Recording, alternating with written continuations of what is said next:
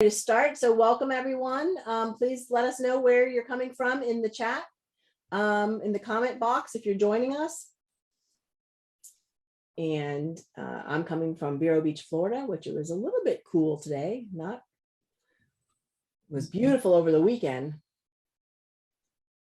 Western Maryland, Western North Carolina, Arizona. Nice. So it's nice to see all those names popping up. And we are indeed live on Facebook. What did you say on Facebook? I can't see all those. I can't. I'm sorry, I said we, yes, indeed, are all live on Facebook. Okay, good. All right, great. Well, welcome everybody. We're going to get started. It's, as far as I can tell, it's 8 o'clock. So welcome and for joining us. I'm Shantae, and this is Parenting Special Needs Live. And I don't know, I love this little analogy. I heard our friend Molly shared it the other day and said, have you ever considered that children are like dogs, loyal and affectionate, while teenagers are like cats? In today's family chat, we will be talking about when children turn into cats, which seems to be right around puberty. You know, your dog's always loyal and happy to see you and affectionate, but when the cats are like antisocial and distant. So ready or not, puberty will be coming, and it's a natural stage of development. And instead of acting like a dog owner, we're going to have to learn to behave like cat owners. And we recognize that those of us raising children with special needs or youth with disability, that their families are going to need some extra support. So today we've asked from coast to family to chat with us and share their experiences and their stories with us about preparing for puberty. So, and practical tips that we can all use. And also I want to share, you know, we've all found that with this group that when we kind of talk and share, we learn so much from each other. So I hope that you all will also share and ask questions of the chat. And these chats are led and sponsored by parents and professionals from Home and Community, Positive Behavior Support, Parent to Parent USA, Positive Behavior Support Corp, the partnership of people with disabilities at Virginia Commonwealth University, and Parenting Special Needs. Okay, so now we're going to ask you, like, what brought you here? What are some of the challenges you are facing supporting your loved one through puberty? Let us know, put it in the chat box. You know, and what resources or tips you might be hoping to learn more about tonight. So please share. And I will share a little bit. I think we're going to are we going to the next one where I'm Shantae, as I already said, so we'll introduce ourselves. Is that and then we'll pass it on to Marcia. Hi, everybody. My name is Marcia Quinn, like you see underneath my picture there. I'm co-executive director for Parent to Parent USA. And I'm a parent of 2 boys with autism. Actually, they're not boys anymore. They're young adults, 20 and 22. So thanks for coming. I think I see a couple of familiar names out there. So looking forward to it. I'm going to go ahead and pass it off to Tara. Hello, everybody. My name is Tara Cessna. I saw that we had a BCBA that joined us. I too am a BCBA. I'm also mother of 2 teenage boys. And I have been working with individuals, helping them and their families through the changing body, sexuality, and puberty for nearly 20 years. So I'm here to help, you know, facilitate some of the conversations and guide us. And I'm here to pass the mic now to Claudia Axelrod, another fellow BCBA. Good evening, everybody. Thank you for coming. And I'm glad to see that we have parents, we have providers. We're all in this together, right? Like Tara Cessna said, I am a BCBA. I'm the clinical director for PBS Corporation. But I am also a parent of 3 kids, and my youngest son, who is now 18, was diagnosed with autism shy of his 2nd birthday. And Scott, he did start around 13 years old, and I learned pretty quickly that I needed to have some techniques here to help him guide him through puberty and masturbation. And Janet, if you need more support than what you received today, you can send me an email to caxelrod@teampbs.com. I have taught about puberty, sexuality, and teaching in FABA many times. So I'm excited because this is right up my alley to try to to help people through this particular topic, right? All right, and she's gonna pass it to, was it Flip? Who's passing it to Laura? Sorry, Laura, I have to pass it to Laura. No problem. Hi, I'm Laura Kern. I'm a professor at University of South Florida in special education, and I work a lot with positive behavior intervention supports in schools. But I am here today because I'm a parent of a kid with disabilities, autism, ADHD, and anxiety, and he is full-blown in puberty age. He is age 17 and is totally discovering all sorts of wonderful things about his body that he likes to share. And it's been a real experience for me as a parent. So happy to be here and passing to Flip. Hey everyone, I'm Flip Gray. I'm coming to you from Virginia. I too am a parent of two daughters. My eldest is 18, my youngest is 13. So I've got about 6 years of parenting experience in, and I'd say about 3 in specializing my own interest. So not only am I the co-director for the Center for Family Involvement, which is our P2P in Virginia, but I also am family faculty with our Leadership in Education and Neurodevelopmental Disabilities program, where I do lead a class on sexuality and disability at whole. So hopefully I will zone this in and just talk about puberty. Okay. Okay, and so I'm going to take us just through some of our agenda items tonight. Today, we're going to talk about the changing body. We think this is a great place to start already. Some of you are talking about, at what age do I start teaching my child about their changing bodies and, masturbation? And then we're going to go from there into hygiene. We're really going to talk about public versus private behavior. We see the need to teach this at all stages and ages. And then from there, we'll close it out with consent and boundaries. So we're really excited. We want to hear from all of you. We want to make sure that you're getting the most out of this hour with us. And our topics and presentations are, to guide whatever direction you want to take this. So to start off, we're going to talk about the changing body. And Flip is really going to lead us first into things that you have already kind of talked about in the discussion is masturbation, but also menstruation. And, Flip, being the mother of a teenage female, can talk about it from the female perspective. So Flip, can you share a little bit about, your tips and tricks and kind of help other parents that are struggling, through these, difficult stages for some of us through, for our children and loved ones. Thank you so much, Tara. It's such an important topic, and thank you for having me tonight to talk on it.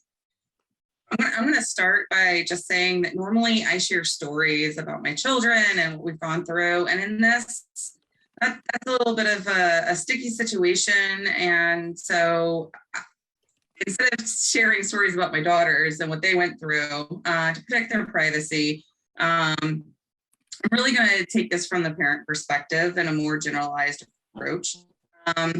So as you said, puberty happens. And I want to lead in by saying it's really important to come into puberty with lots of planning. So we already know that it's going to happen. So if you haven't started already, start preparing. If you're already in it, it's okay. Give yourself grace. We'll get through it. Which leads me to my next portion, which along with that grace, if you don't know the answers, it's okay. You can ask. So whether it's talking to your child who's asking you questions, or you're seeing behaviors and you're seeing progress into puberty and you're like, I don't know what to do. It's okay. Reach out and ask. There are parent-to-parent groups. There are, positive behavioral support professionals. Reach out and we will definitely provide that information for you guys before the end of this. The next thing that I would say is no shame. 1 second, I'm sorry, but we never did the disclaimer. So I forgot to say it in advance, the disclaimer that, hey, we are going to be talking about, puberty and different things like that. So it may not be appropriate for everyone. So if you want to, since this is on Facebook Live, if you don't want to, you want to be aware of that. So I guess that's what we want to say. All right, I'm sorry that I interrupted you, Flip. Go for it. I apologize. No, that's okay. It's very important also. So I think where I left off was no shame. Puberty is messy, all bits of it, and we're going to get into that. So let me dive into menstruation. It's a normal and very natural process that happens for females. And again, I'll just go back to plan. You know what's going to happen at some point, and there are signs. So not only do you know, but you can start following what the body is doing. Breasts start budding, hair starts growing. There are signs. And as parents, we know our children best. So between us and our children and our doctors and their team, a plan can be made. From the parenting side of things, I saw all of this coming. The doctors started recognizing and monitoring changes and saying puberty and menstruation is around the corner. And so we acted. My first step, and I'm not promoting any of these materials specifically, but just this is what we did. I found a book with pictures and very simple language. It was the Kern Taking of Me, and I think it was by American Girl. And I got a copy of both of my girls. And I decided we were just going to do this all in one, because if one of my daughters had it, even though the other is about 4 or 5 years younger, she was going to see it too. So just give them the books. And that gave them a route to be able to start exploring on their own. And that turned into asking questions. And it was a good conversation starter. And even for my daughter, I see a whole bunch of people are talking about children with autism. Because of the pictures, it was kind of like a social story, but it wasn't. So for those that visually learn, it was a good starter. Again, give yourself grace. You try something, you do better next time. So where we went next was to actually making a social story. It was like 8 pages, 1 sentence a page about having a period. And that was something we brought in some expertise from ABA, and we started working with my daughter. Later down the road, we introduced a pad, which would be held while the book was being read. And then we went into some more sensory steps with that, which was you had to open the pad. And further down the line, we started marking it with red to simulate what period blood might look like. And then we simulated a very fake menstrual cycle. And we did that through an agreement with our household and the school, so that once a month for a week, she would try to wear it, because we were very concerned about whether or not her tolerance for the sensory stuff was going to work out. And so by the time it actually happened, it really was no big deal. And I can only hope that that would be something that perhaps is useful to others that are out there. I know there are other feminine products. Now you can get period underwear.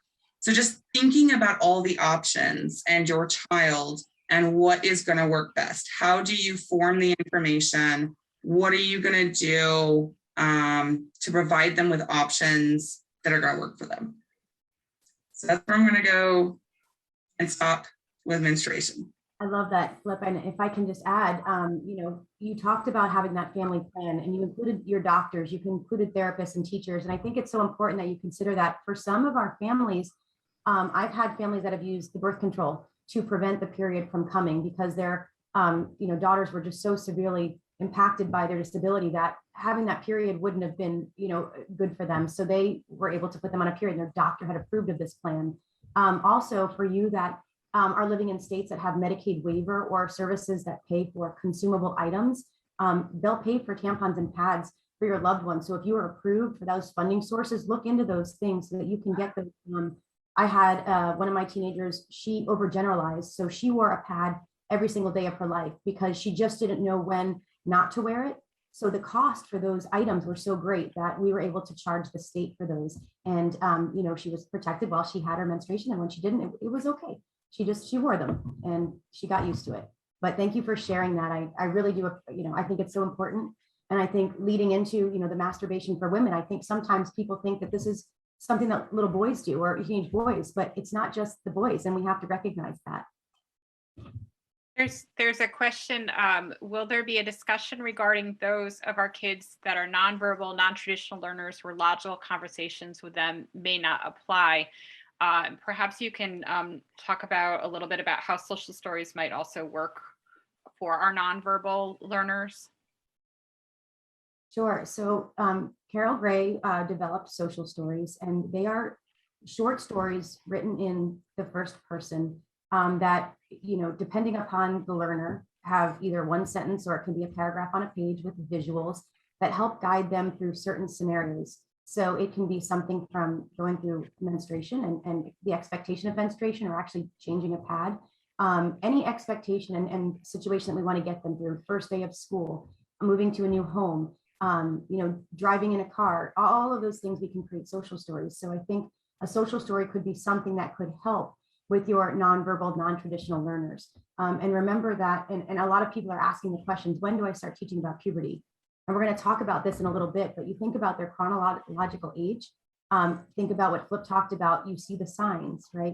Their bodies are changing, hair is growing, they're starting to have those smells, right, that come out, their voices are deepening or heightening. So you're going to think about that, but you also have to think about, how do I teach it? It's going to be different for everybody, especially based on their developmental stage and how they learn. So I think, you know, we want to help you any way that we can.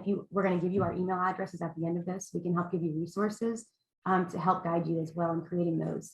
And then so you can Google social stories and you'll see them. There are many that are already pre-made, and this will help guide you. If you don't like the ones that are already made, you can create your own. And for you parents out there, I would tell you, invest in a laminator. It's the greatest tool that I've ever had. When you're making those stories, you can laminate them and you can put them on little rings, and they're just really nice to share and read over and over again as needed.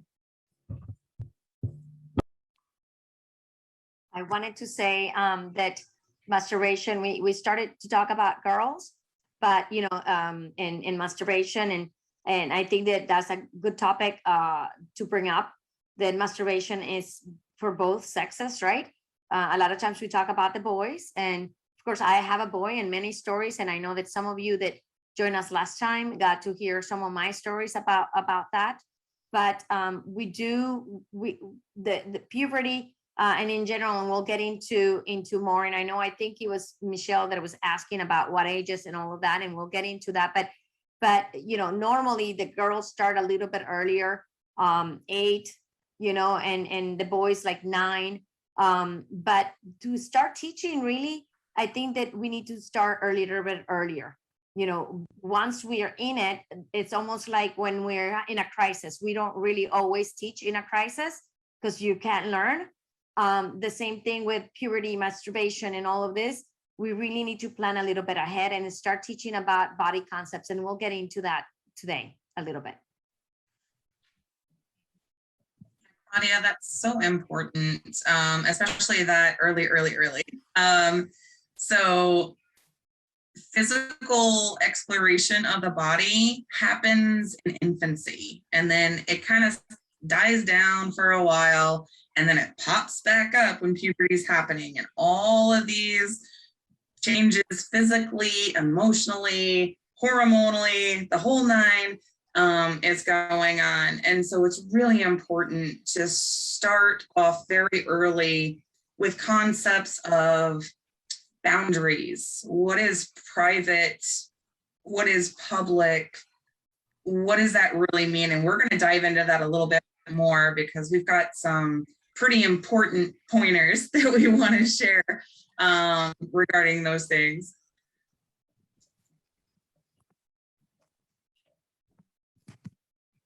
We've got a lot of communication coming on in the chat. Man, I wish we could answer every one of your questions. I think I'll reiterate that for everyone, it's a different journey, but that's okay. You know your kiddo best. Yeah, I and was make just sure, gonna- yeah, make sure that you understand that even when you prepare everything, okay, you can be like a big planner like myself. I mean, I'm a BCBA. I have a great team. I have, you know, a full support with my behavioral therapist, and you know, my niece became an analyst. I mean, we really have so much support in my family, and I have had moments where, you know, through puberty and starting to like really teach some of the things that I plan, you know, I teach him, you know, you're going to have hair underneath your pits, you know, you're going to get hair underneath in the pubic area, you're going to do this.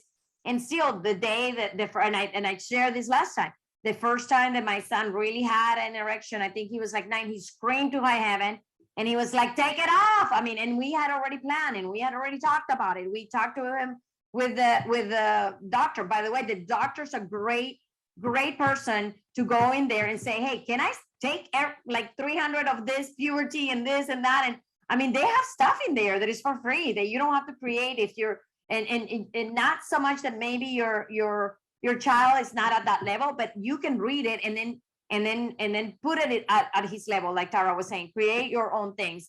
But start talking about them, that your body's going to change, that that's okay. And I know that the religious things, you know, like, you know, everybody has their own religion, and cultural differences do affect the way we look at our kids sometimes and the way we look at sexuality as a whole. But we are all sexual beings, whether or not, you know, we want to admit that our little angels, you know, that have this ability are sexual beings. They are, and we need to have that and be prepared and have them to be prepared. Because one of the things that I find is, as a parent, when I'm not prepared, I can't help my child, right? And disability or no disability, because I'm a parent of 3, that's always the same. But you have support. And that's, I think, why I love this chat so much. And I'm so thankful that they invited me, because I really am passionate about this particular subject, because a lot of people don't want to talk about it. They don't know how to teach it. They feel uncomfortable. And I think that we do this justice to our kiddos when we don't.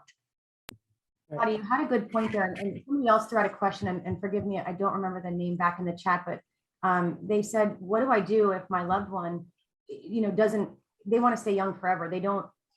They're fearful of their changing body, and they don't recognize that it is going to come and it's going to happen. You know, what did you kind of do for Lenny, your child, as he? So for example, my son, his name is Lenny. And like I said, he's now 18. He did not like hair. And he said, I don't want it. I don't want the hair. Take it off. I don't want it. That's his go-to. I don't want it, right? And I mean, since he's 2, we've been teaching him, use your voice. Tell me and I will help you, right? Don't hit, don't pull. Tell me. And he tells me, I'm using my voice. And I'm telling you, I don't want hair in my body. So we Google how to like shave. And, you know, and because when, you know, when it took me a little bit longer than realized that he really didn't want it. Because at the beginning I was kind of like saying, but it's normal. Your dad has hair. I have hair, you know, and, but now with everybody tips of, you know, in the hands, they have Google. He Googled, there was some shaving and all of a sudden he had patches. And I noticed he had like some patches. Yes, some patches now. He was trying to take care of his problem of having hair. And I then ended up having to really do a social story about how doing that, how it is okay. But if he wants it off, it can be okay. And some people do. I mean, you know, you have bodybuilders, they shave or they do wax or whatever. And I did have a client that was a situation where the parent ended up like paying for like permanent hair removal because the kiddo could not really, I mean, he was getting so irritated and it was hard for him to manage like, you know, like a razor. But my son does use the razor. And now as he's getting older, he doesn't have to do it all the time.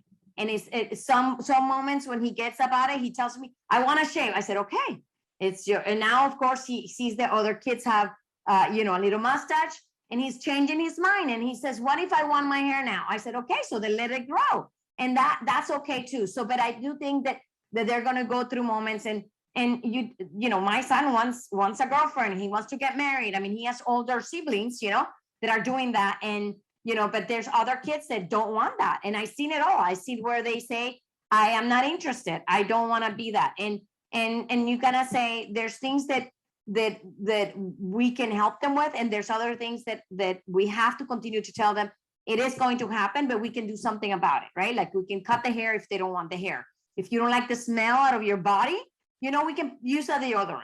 We can shower twice instead of once. So you can give them options and say, you know, but it's okay. Everybody does it. Look at my pictures when I was little. Look at me now. You know, everybody will get a little bit older. Everybody will go through this. If you're a girl, you will get your period. But if it gets to that big problem, like Tara says, we can do something about it. There's shots that the kids can get, like girls can get once a month or every 6 months, I think now, where you don't have to get your period, right? So we can do certain things to alleviate if they really cannot take it.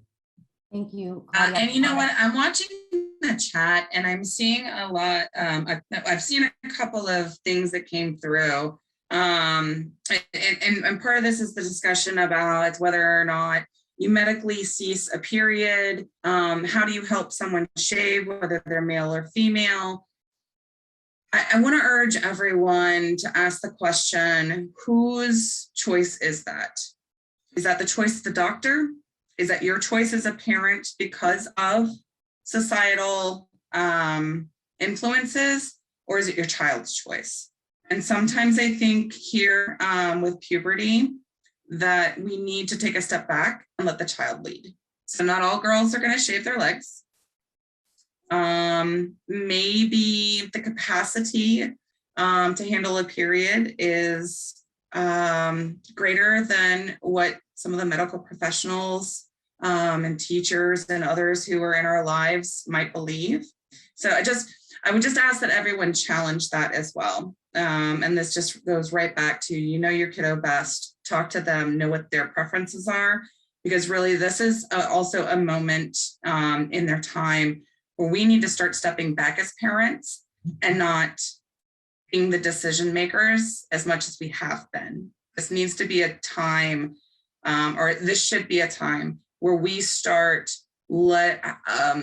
assisting our children with leading, that we help with their advocacy.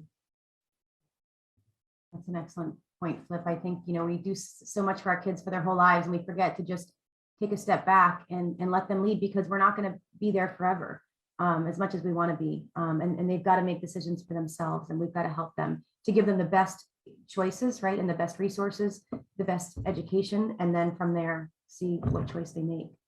Claudia, you know, we were talking about helping those maybe that are a little less of the high capable individuals. And I think what you're about to teach about the bathroom etiquette, I think lends to all of the individuals, but certainly our males that maybe learn visually need a lot of practice. So can you maybe give us some guidance and experience on some bathroom etiquette? And maybe some of the moms, when I first learned about teaching bathroom etiquette, I never knew about these things. I'm a woman, I go into the bathroom with my friends, we share makeup and toilet paper, and it's a free-for-all, but it's not that way in the men's room. So yeah, please share some pointers with us.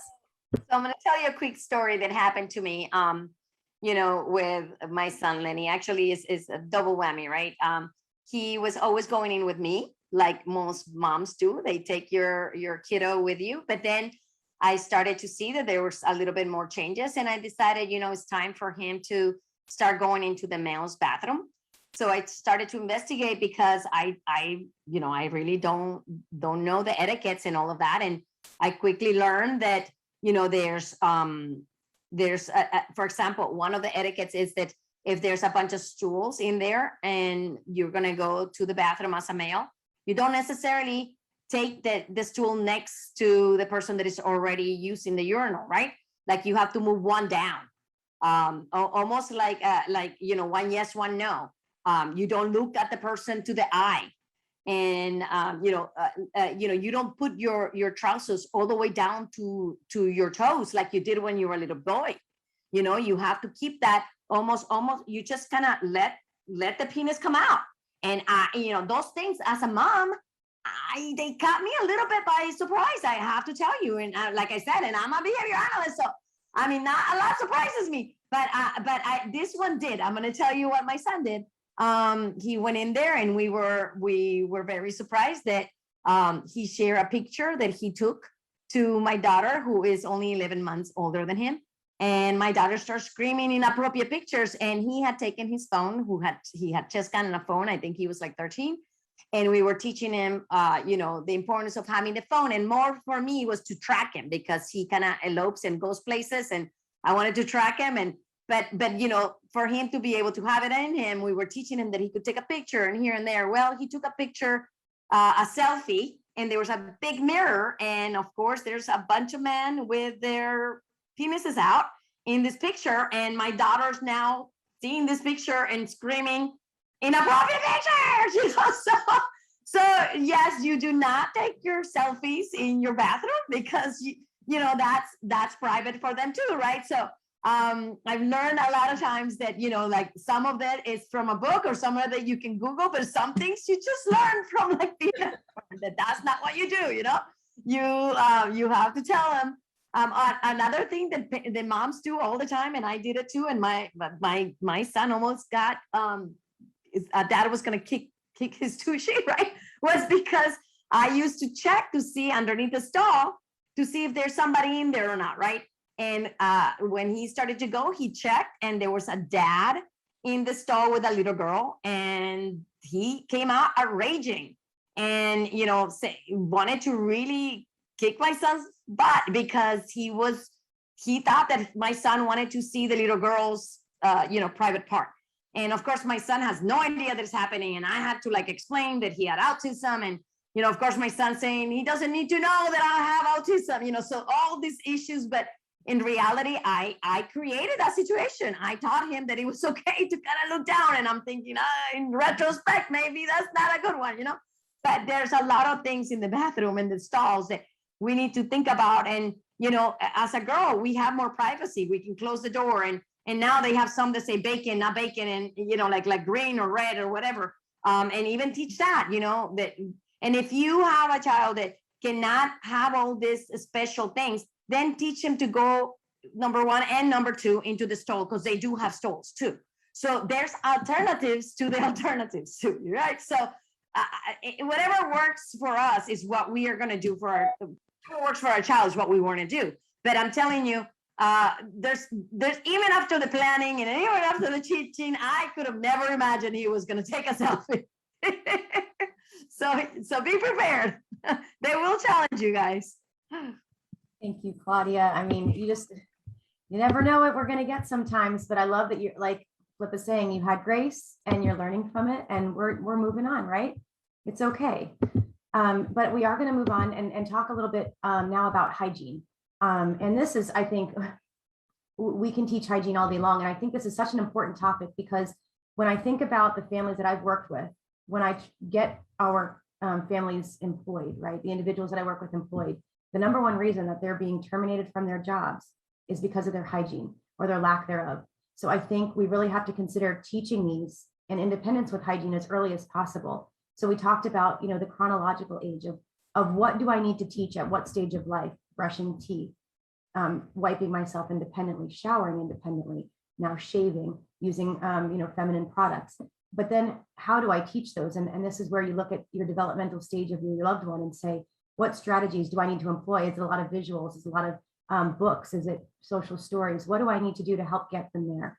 Because we really think it's so critically important that we talk about their hygiene. And Laura, you're going to share, some stories that you've had with, just deodorant. And we take it for granted. It's something we use every day, but it's something a lot of our learners struggle with.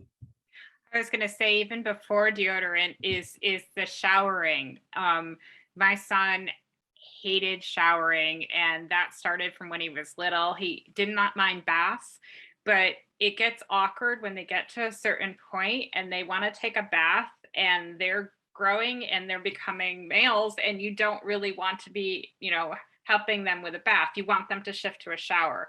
And that was really hard to get him to shift to a shower to begin with. And then he wouldn't want to shower. So it was over and over. I'd be bugging him like, please shower, please shower, please shower. And I think it's only really been in high school where we started to get him to take showers regularly. And part of it was like looking at the routines of when would he naturally take a shower. And we started to have him exercise, especially during COVID. And we said, well, if you're going to exercise, now you're sweaty, now you take a shower.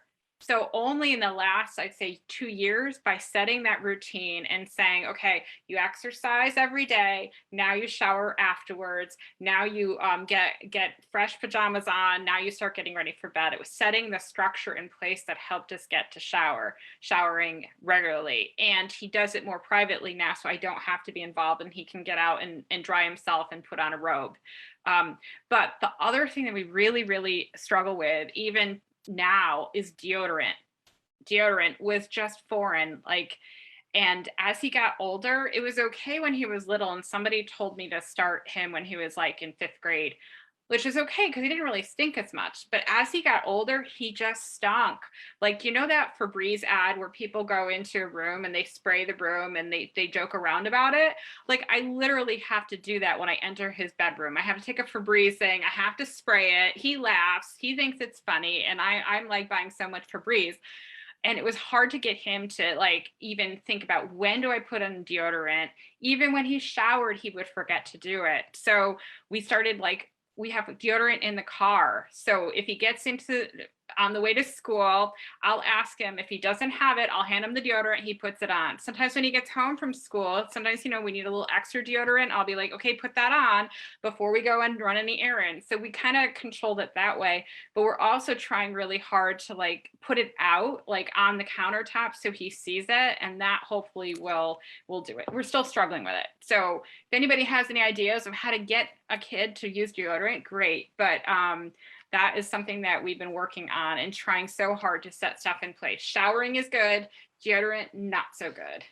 I want to share a little funny story too about deodorant, because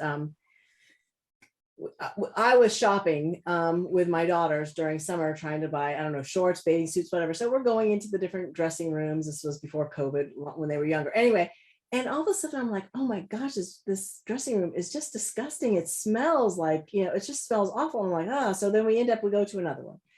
Still, it just smells awful. It's smells like onions. What is going on? So I think we ended up going to a different store.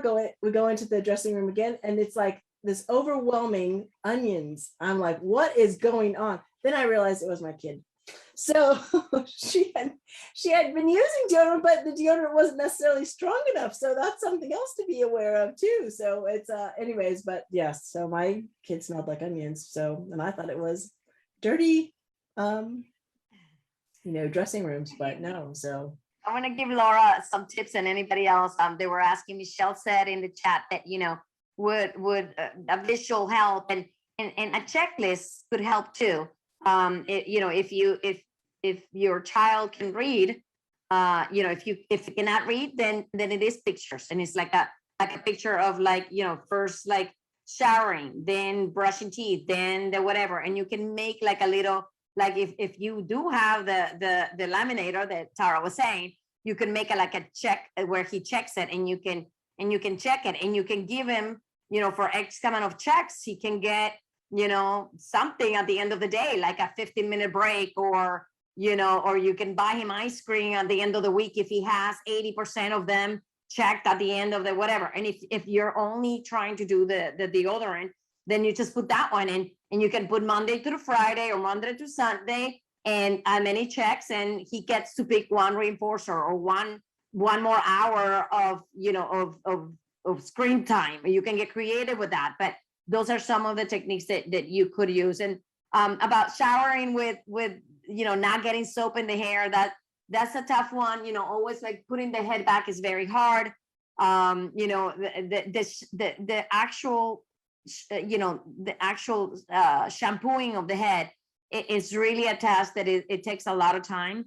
And that I had one child that I worked with that really could not do it, and we ended up putting goggles, because whenever he really going to aggression and tantruming so badly that we ended up just putting, and we would do here, and then we would do here, and then or do everything. And before you put the shower, you know, before you get the water, you put the goggles on, and then I mean, those are a little bit, like you may say, that sounds may sound a little bit more extreme, but if really you get to the point, that's what Flip was saying. If your child, like for example, with the menstruation, if your child cannot take it, you have to make some steps to accommodate. And so if your child cannot take the soap and the ice and will not shower or will not whatever, maybe, you know, maybe at that time, if you cannot teach them to go back or get a handle instead of a shower, just get a handle so that they can have a little bit more control. Do the bottom part first and then just a little bit here, so it's not so much soap coming in.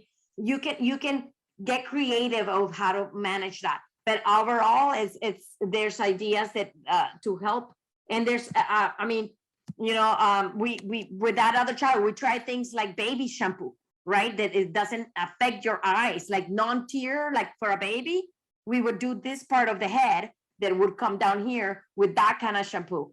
But it was more like a sensory issue of getting water and whatever in the eye. So we ended up with the goggles. But we faded them to where it was only at the end where like the last bit of the thing would come down. But you know, you can get creative like that. I hope that helped. That's great ideas. A couple more. And the no fog mirrors that you can put into the shower so the child can see themselves doing the activity. Mix that with modeling. I mean, of course, depending on the age, maybe we're not modeling how we shower ourselves, but you know, doing hair, you can model how that happens, brushing teeth, using washing your face, doing deodorant. Deodorants come in different types. There's sprays, there's roll-ons, there's sticks. I mean, these are just some ideas to get you thinking about different ways to, you know, just be creative and think around and problem solve to help help increase the independence of your child. Yeah, and how many have helped one take a shower? Oh, Yeah. sorry. No, somebody in the chat did say something about maybe using a little, you know, cloth towel to cover the eyes. Well, at the end, that's a good idea. You know what I mean? Like, I mean, we just need to get creative and brainstorm it, you know. and like I said, I put my email in there if you guys need ideas or whatever. I mean, we really do. We want to be able to be support, and at the end, we will make sure that there's a lot of resources that we're going to give you too, right? Yes, and so I did want to share. You know, I've helped with showering with many families, and how many times have the loved one come out, the focus individuals come out of the shower and they still smell. So did they know how to wash themselves appropriately? So we really have to help, and we would teach them, you know, 5 rubs up and down the arm, you know, 10 rubs up and down the leg. And then also we have clients and families that the individual loves the soap, right? So they're in there playing with the soap, and think of how costly we're paying for these products. They're so expensive, and then they're wasteful because they're just constantly with the pumping of them and the dumping them out, and they're playing on the walls and they're not getting on their body. So really helping them. I've found that putting pumps, getting the bigger ones with the pump and saying 2 pumps, right? Depending upon what we're using. So there was a prompt, right? And where to turn the water dial. We've used nail polish to put it to where they should turn the shower so they don't get burned, because we want to try to help with that independence, but thinking about creative ways to help them to do what they need to do. Laminate those pictures. What do I need to do? How long should I be in there for? You know, set those timers, help to prompt them to get out, and do it appropriately, because hygiene is so important, and we want to get them to be with their peers and to get employed and to be volunteering in the communities. And if they're stinky, then nobody wants to be around them, and that's a problem. Well, I was not sure, just on your tip about the nail polish for the hot and cold too, is I've also used duct tape so that it comes off. You know what I mean? You're not ruining anything as she grows if she gets better. But we use little like pieces of duct tape so that she knew where to go. Excellent. Amazon, that there's it's probably like $50, but it's some sort of contraption that goes under your faucet and it changes color. The water, the LED lights in the water change color depending on the temperature of the water. Wow. We didn't end up getting it, but it was just another thing at a time where we were trying to figure out how to stop scalding. Yeah. Very important, very important. So I'm gonna move us on, and we're gonna move now to public versus private behavior. So let me just pull that slide up and just let me know when you all can see. You can see it. Okay. You can As see. you're pulling up, I just want to say that if you haven't had a chance to follow the chat, we have some really good examples that other parents are sharing for some of the ideas and questions that they're asking, and some really good brainstorming among the chat. So thank you everybody for engaging with us. This is really important. We don't want to just be like talking at people. We want to be talking with them. So thank you. Thank you. Absolutely. And we'd love to hear some of your strategies or questions regarding public versus private behavior, and maybe the areas that you might be struggling with. So thinking about those private areas, such as bedroom and their home bathroom. I went into a school to observe one of the focus individuals I was working with, and I asked the teacher, where is Billy? And she said, well, he's in the bathroom. He's having his private time. So I wait, I go and help other students while I'm waiting. It's 2 hours now. I said, he's not out yet. Oh yeah, he's still having private time. So like, we've taught the individual to go into a private space and to do what they need to do and to request it, but he's in a public, school doing these things. So we really have to make sure that we're shaping the behavior. Private is truly private. It's in my home. My door is closed. My window and drapes are closed. It's not just any bathroom because it's risky. So thinking about, what's public, what's private, and what are the behaviors that we can engage in those environments. And Marcia, I really want to go to you because, and I know you're going to share a lot about your son and just some of the ways that you've been struggling most recently with him at half mast. And you want to explain more about what you mean by half mast? Sure. Also, I'd like to explain, there's been a lot of conversation about higher functioning, low functioning, nonverbal. So just so you know, my son Camden, he's 22 and he's nonverbal, and cognitively, he's, I say he's a toddler. I have to do most of self-care for him, and showering is scary because he also has epilepsy. And so I can't leave him alone to do those things. And we do shave him. I'm going to tell you that straight up front, because he is fascinated by pubic hair on himself, thank God.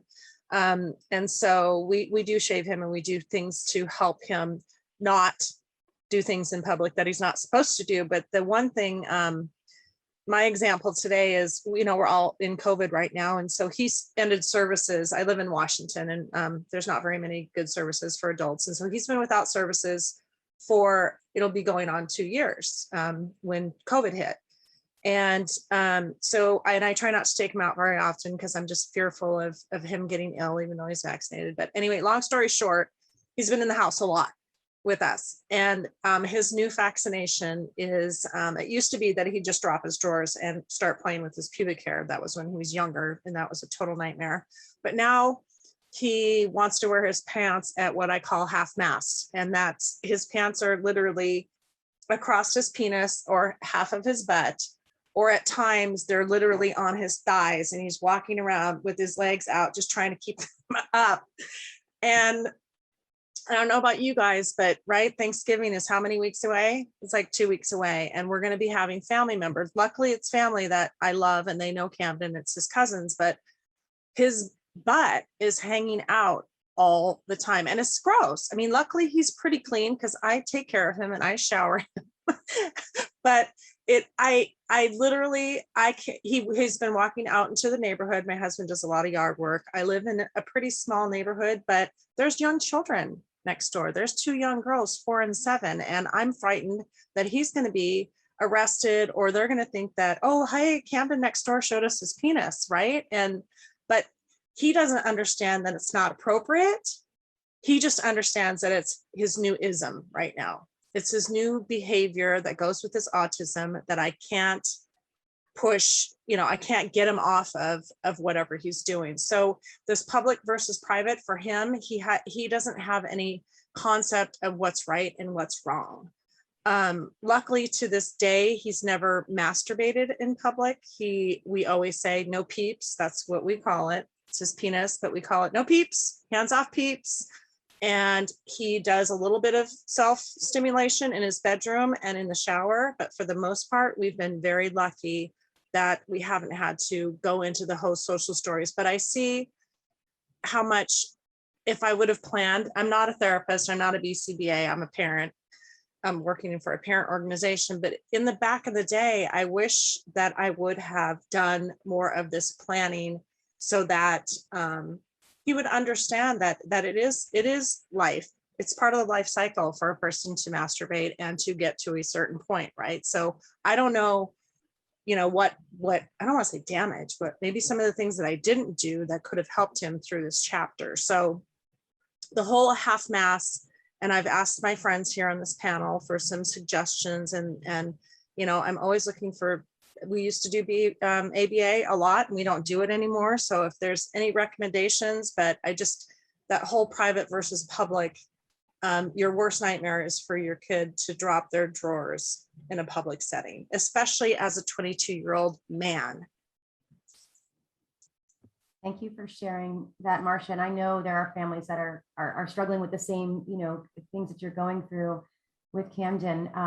For his pants, can I ask what kind of pants he's wearing? Is it denim? Is it jogging pants? Like, what is he wearing? So funny you ask. I just replaced all of his underwear with the size larger, and I went and bought. He typically wears like not sweatpants, but like they are sweatpants, but they're not like they're a little more stylish sweatpants. So they have a drawstring with elastic, and then I got him some jogger pants recently that have a tie, and that's been a little helpful. But the second I pull him up, he pulls them right back down, and so he's and when he's asleep, he's that way. Anything that he's doing, he's at half mast. So we would, my thoughts to you would help to him discriminate when he can be at half mast, because listen, when we're in our homes, we want to be comfortable. When we're private, we want to be comfortable. He shouldn't have to have his pants up all the time, but there are times when he does need to have them up. And so you would help him by discriminating with pictures, and it would be pictures of the pants on a stick figure, perhaps not necessarily a real man.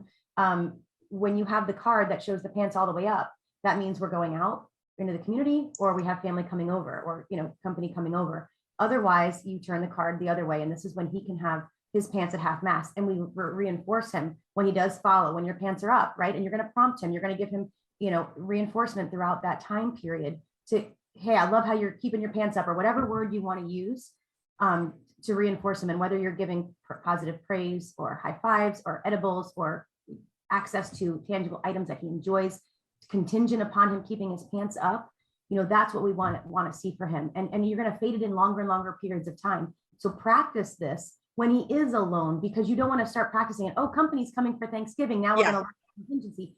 You're going to start practicing it now. And maybe you have it for 5 minutes, and it's 10 minutes, and it's 20 minutes. Oh my goodness, we've made it an hour. It's a big celebration that he's made it this long, right? And then during company time, when he needs to have that break, he can go into his room and put his pants where it's comfortable again for him.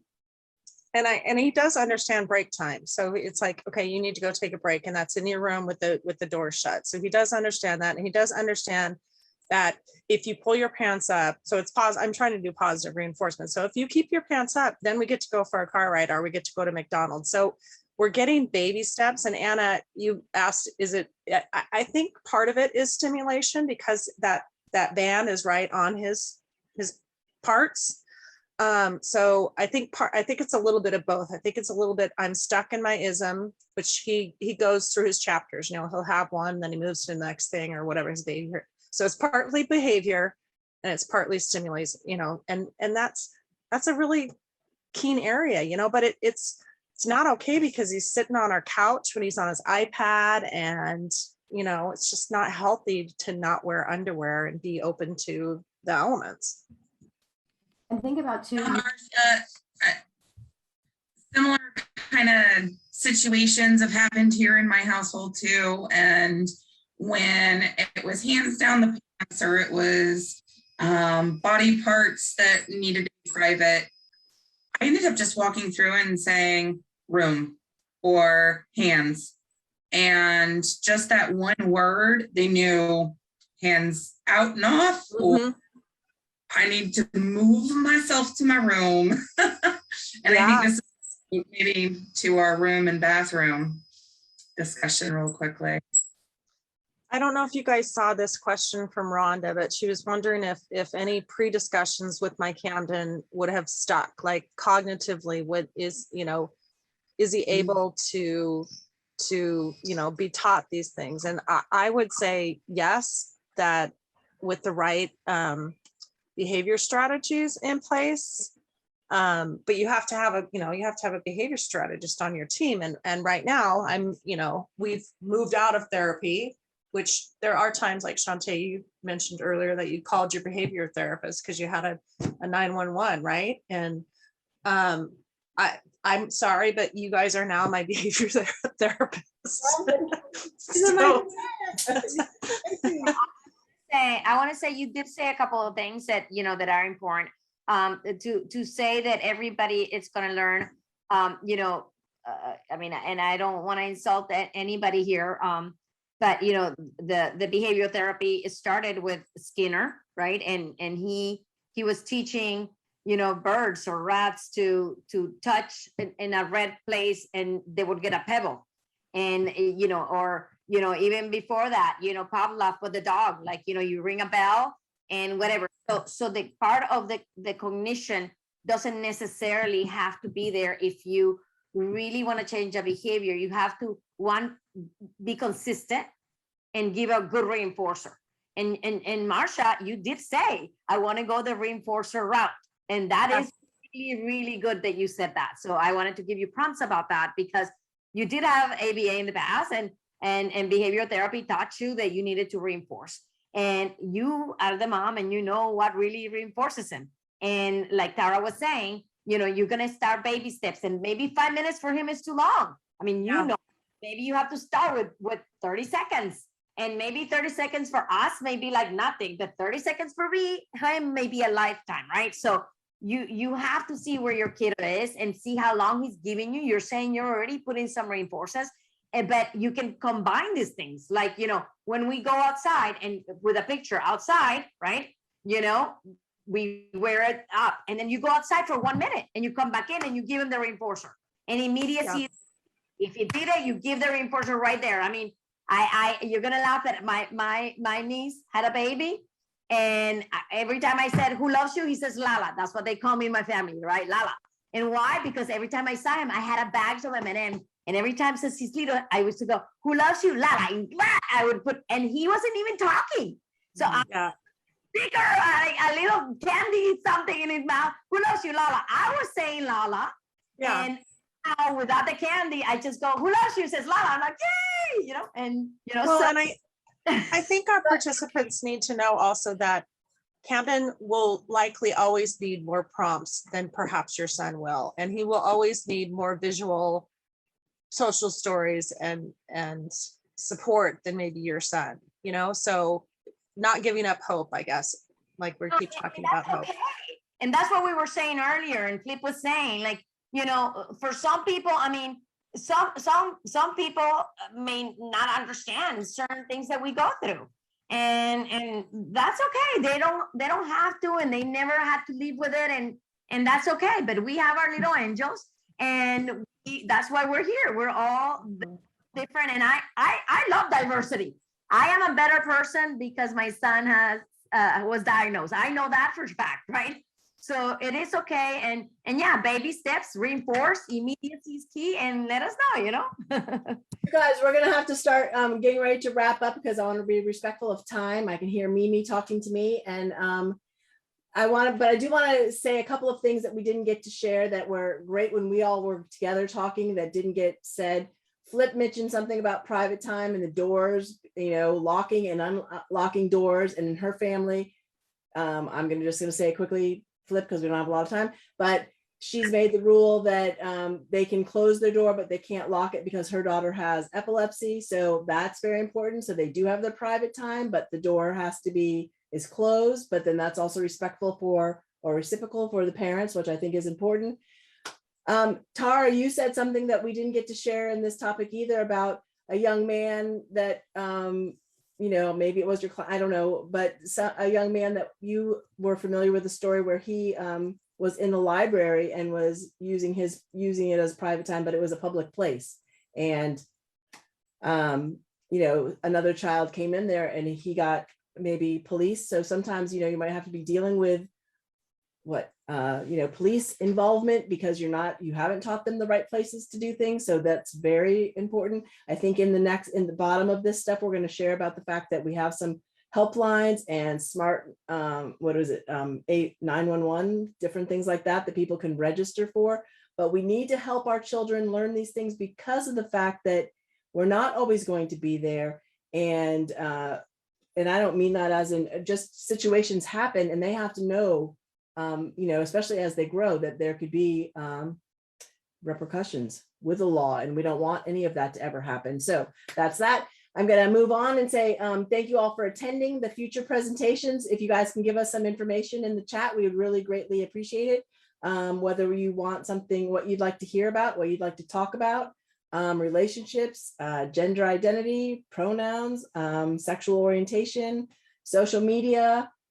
And this sounds like it's also all on puberty and sex topics, but we're really open to anything. I think this group we want to help people, and we feel that this chat with a group of us is really beneficial, because when we all share our different stories and things, I think there's lots of things that can be learned. So I hope that that's what everybody else agrees.